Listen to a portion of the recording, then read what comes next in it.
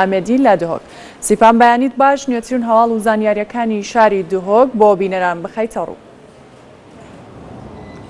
دەم باش من vê ji wê zaniyariye dest pê bikim ku piştî duhî bişev derwaza İbrahim Xelîl digel xabur ku beref Tirkiye ve hatî daxistin û hatûçûn lê nehatî kirin lê duhî bişev ve bitinê ew otomobîlê di nava gomirka İbrahim Xelîl mayî şiya derbazî dergehê xabur bin ji aliyê Tirkiye ve lê di vî demî de jêderekî ji gomirka İbrahim Xelîl taybet boyên artî ew çend ragihan konûkê hatin ji deriyê xabor bû beref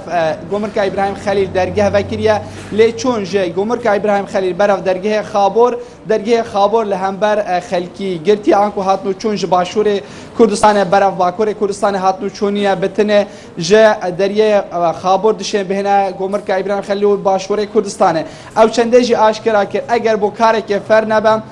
eger derge asayî û hatûçûn asayî jî bû bila hawlatî seredana Tirkiye nekin vî demî de çünkî barodoxê asayî nîne li aliyê Solopî lewra daxa ji hawlatiyên Herêma Kurdistanê kir eger karekê zor giring nebe di mayevan 24 dem ji mêra da zî û bi zî seredana welatê Tirkiye nekin ji bo yekî giyanewan bi selamet be. Midvet amaja bi wê zaniyariyê jî bidem ku duhî bişev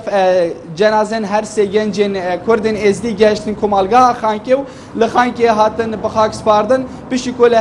meha heşta derbasboyî li serrêka kûjberiyê giyanê xwîjdezê di nava otomobîleka bar helgirda duhî bişev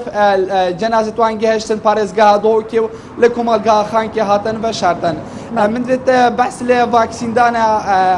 dijî nexweşiya falinca zarokan jî bikim evrikê du mahî bi hewa falinca zarokan dihê ku vaksînan bo 256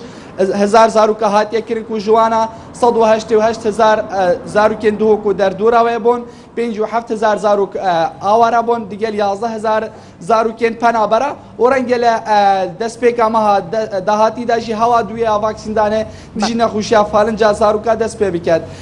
Li 24 dem ji mêrin derbasbûyî de jî li sinûrê parêzgeha Dohokê du xirvebûn hatin encamdan xirvebûneka mamosteyan li senterê nehiya şêla dizê û daxaza pêdana mûçê xwe li wadê dest nîşan kirî kirin û gileya wê yekî kir ku demek zor bi ser ve diçe heta ku mamosta yek ji mafên xwe yên seretayê we digire ew jî ku mûçewiyê mehane gileya wê yekî kir û daxaz kir ku hukûmet li bihaneya wan bihêt û mûçê wan bihê dabîn kirin. Xirvebûna duê jî li ber dem rêveberiya giştiya perwerda parêzgeha Duhokê bû li dorweyekê û veguhastina mamosteyan ji qezayên berdereş û şêxan ji bo senterê Duhokê û derdora be û divê beyannameyek ku arastê rêveberiya giştiya perwerdê kir daxaz kir ku li zîtirîn dem pêdaçûnek divê biryarê بەڵێ سیپان ئامێدی پەیامنێرمان لە شاری دهۆک لەگەڵمان بووی سوپاس بۆ زانیاریەکان.